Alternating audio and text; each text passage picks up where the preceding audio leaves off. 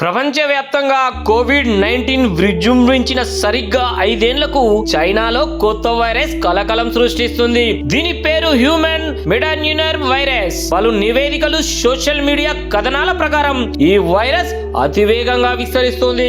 ఈ వైరస్ కారణంగా చైనాలోని పలు చోట్ల ఇప్పటికే హాస్పిటల్స్, శ్మశానాలు కిక్కిరిసిపోతున్నాయని తెలుస్తుంది. ఈ హెచ్ఎంపీవీలో ఫ్లూ తరహా లక్షణాలు ఉంటాయి. అంతేకాదు కరోనా వైరస్ సోకినప్పుడు కనిపించిన లక్షణాలు కూడా ఈ హెచ్ఎంపీవీ వైరస్ గుర్తించవచ్చు. కొత్త వైరస్ చైనా అత్యవసర పరిస్థితిని కూడా ప్రకటించిందని వార్తలు వస్తున్నాయి. కానీ ఇందులో ఎంత నిజం ఉన్నదనేది ఇంకా స్పష్టత రాలేదు. అయితే తాజా పరిస్థితులను ఆరోగ్య శాఖ అధికారులు అత్యంత తీవ్రంగా పరిగణించి పర్యవేక్షిస్తున్నట్లు తెలుస్తుంది. చైనాలో అనేక వైరస్లు ఒకేసారి వ్యాపిస్తున్నాయి. వీటిలో ఇన్ఫ్లుయెంజా ఏ, హెచ్ఎంపీవీ, మైక్రోప్లాస్మా న్యూమోనియా, కోవిడ్-19 ఉన్నాయి. వీటి వల్ల ఆసుపత్రులు, క్రియేషన్ గ్రౌండ్లు కిక్కిరిసిపోతున్నాయి. మరీ ముఖ్యంగా పిల్లల ఆసుపత్రుల్లో రోగుల తగిడి విపరీతంగా పెరిగిపోయింది. అన్నిసార్లు CAV2 అనే ఎక్స్ అకౌంట్ కొన్ని పోస్టులను పోస్ట్ చేసింది. మరోవైపు న్యూమోనియా తరహా వైరస్ ని పర్యవేక్షించేందుకు కొత్త వ్యవస్థను ఏర్పాటు చేసినట్టు చైనా అధికారులను ఉటంకిస్తూ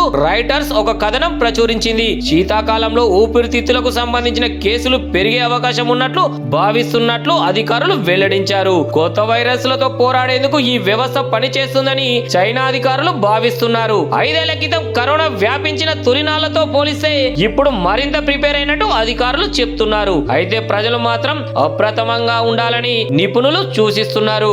యాంటీవైరల్ మందులు వేసుకుంటే పని జరిగిపోతుందని అనుకోకూడదని తేల్చి చెప్తున్నారు. మరోవైపు చైనాలో తాజా పరిస్థితులపై సర్వత్రా ఆందోళనలు వ్యక్తమవుతున్నాయి. డేటాను పెద్దగా బయటకు పెట్టిన దేశంగా చైనాకు గుర్తింపు ఉండడంతో ఈసారి ఇంకేమైనా దాస్తుందా అని అనుమానాలు పెరుగుతున్నాయి. సరిగా 5 ఏళ్ల క్రితం చైనాలో పుట్టిన కరోనా వైరస్ ప్రపంచాన్ని గడగడలాడించింది. ప్రాణాంతక వైరస్ వ్యాప్తితో ప్రపంచం మొత్తం ఒక్కసారిగా ఆగిపోయింది.